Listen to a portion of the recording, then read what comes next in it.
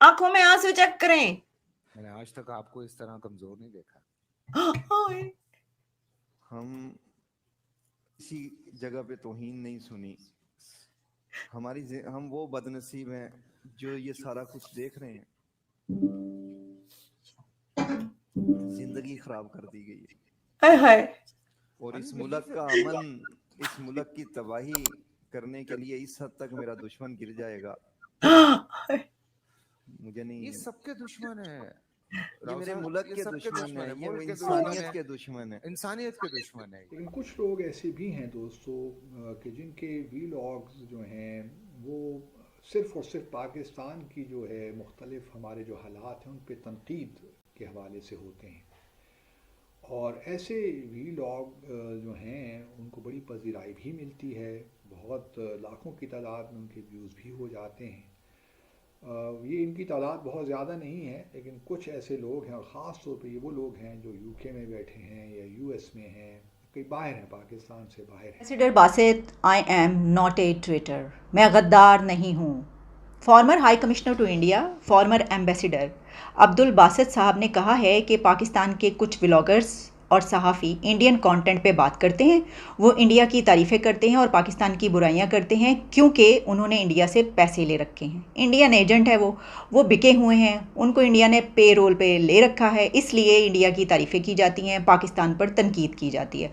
गोया आपने इनको गद्दार डिक्लेयर किया है। पूरी लाइफ आप जो है एक ट्रक के बत्ती के पीछे आपको लगाया हुआ है, आपने अपनी लाइफ ऐसी गुजारनी है, अपनी लाइफ वेस्ट कर देते हैं आपको मार जूते मुसलमान बनाया जा रहा है, मार जूते आपको रोजे रखवाए जा रहे हैं कि तूने रोजा क्यों नहीं रखा, हम तेरे को कुटेंगे इसी बात पे कि तूने रोजा क्यों नहीं रखा। यानी मार मार के जब आप मुसलमान बनाओगे तो लोगों के अंदर वो गुस्सा पैदा होगा और वही गुस्सा जो है अब लोगों को दिख रहा है। इसी वजह से लोग जो है ऐसे ब्लास्फेमस कंटेंट जहां पे वाकई में इस्लाम को, रसूल को गालियां पड़ रही हैं, लिटरली गंद किया जा रहा है उनके ऊपर, वो सबके सामने आ रहा है और मौलवी इनको देख रहे हैं। और फिर दोबारा से इन्होंने, जैसे मैंने आपको बताया था पहले क्रैकडाउन हुआ था, इसी तरह से दोबारा से इन लोगों ने अब एक क्रैकडाउन स्टार्ट कर लिया है। फैसल कुरैशी साहब प्राइवेट पार्ट्स पर ला इलाहा इल्लल्लाह मुहम्मदुर रसूलुल्लाह सय्यदा तय्यबा ताहिरा आबिदा जाहिदा ज़किया मुज़क्किया हजरत सय्यदा फातिमा का नाम लिखा हुआ है। इससे पहले हम मर क्यों नहीं गए, हमें मौत क्यों नहीं आ गई।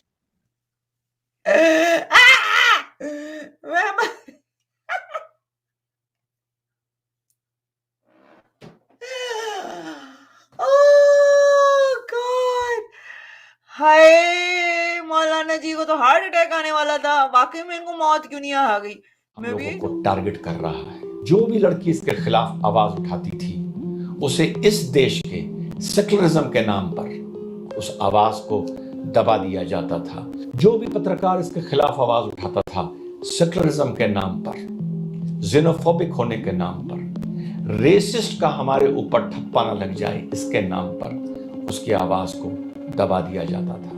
इसमें अधिकतर लड़कियों को पिक किया जाता था उनके स्कूल्स के बाहर से, उनको लिफ्ट देने के बहाने, उनको ड्रॉप करने के बहाने, और फिर सिलसिलेवार तरीके से उनको कभी कॉफ़ी शॉप या बियर शॉप ले जाकर उनसे दोस्ती की जाती थी, फिर अपना प्यार दिखाया जाता था, फिर उनका कॉन्फिडेंस जीता जाता था।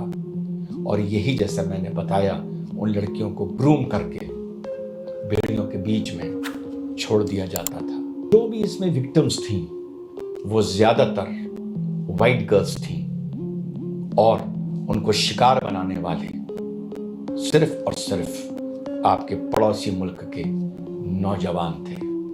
लोग ये समझ रहे थे कि ये सिलसिला आपके पड़ोसी मुल्क के नौजवानों के बीच और वाइट यंग गर्ल्स, और यंग गर्ल्स से मेरा मतलब है 12, 13, 14, 15 साल की लड़कियों के बीच में चल रहा था। लेकिन फिर इस किस्से ने एक करवट ली, और वो करवट ये थी कि कुछ सिख संगठन सामने आए जिन्होंने बताया कि उनकी लड़कियों के साथ भी इसी सिलसिलेवार तरीके से आपके पड़ोसी मुल्क के नौजवान उन्हें ग्रूम करके उनको सेक्स के लिए तैयार कर रहे हैं, नशे और ड्रग्स की आदत डाल रहे हैं। फिलहाल यूनाइटेड किंगडम में एक एनजीओ वर्क कर रही है जो हर गुरुद्वारे जाती है और वहां पे आने वाले सिख भाइयों को सिख परिवारों को इस घटना से अवेयर करती है और इस घटना के लिए उन लोगों को आगाह करती है। जब सिख संगठन सामने आए और ये पता चला ये ग्रूमिंग आपके पड़ोसी मुल्क के नौजवान सिख लड़कियों के साथ भी कर रहे हैं, तो कुछ हिंदूज भी सामने आए जिन्होंने बताया कि सिलसिलेवार तरीके से उनकी लड़कियों के साथ भी इसी तरह की घटनाएं देखने को मिल रही हैं। Commerce, medicine, mathematics, physics, you have to salute the Indian presence in the West. Crime rate, Pakistani और इंडियों का कभी आप इंग्लैंड में स्टेटिस्टिक्स लाइए, जेलों में कौन है? आपको सिख और हिंदू नजर ही नहीं आएगा। ये पूरी बच्चियों को ग्रूमिंग जो कर रहे थे, हंड्रेड्स ऑफ थाउजेंड्स ऑफ लड़कियों को, आप उसमें 90% पाकिस्तानी।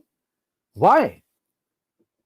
बेटियों को कह रहे हैं ओए डेट पे नहीं जाना, बाप तुम्हारा जा रहा है टू रेप समवन। यही घर में हो रहा हो ना, तू पर्दे में पीछे मेरे चल, मैं जरा आज 2 बच्चियों को आवारा करना है मैंने। How contradictory is our existence. दूसरी मनहूस शक्ल, ड्रामेबाज, आंखों में आंसू। आई वंडर कि इन सब लोगों को वाइजीन दी थी या प्याज सुंगाई थी ये सेगमेंट रिकॉर्ड करने से पहले। आई बेट यू बीच में कट लगाएंगे, कट कट कट, आंसू नहीं आ रहे, प्याज सुंगा और अच्छा अब आंसू आ गए, अब रिकॉर्डिंग दोबारा से स्टार्ट कर दो। मैं गारंटी से बताती, सारे ड्रामेबाज, ये देखो इनके आंसू ही नहीं निकल रहे तो यूं बैठ गए, आंसू मैं कहां से निकाल लूं, सब रो रहे हैं, मेरे तो आंसू नहीं निकल रहे, मैं कहां से निकाल लूं।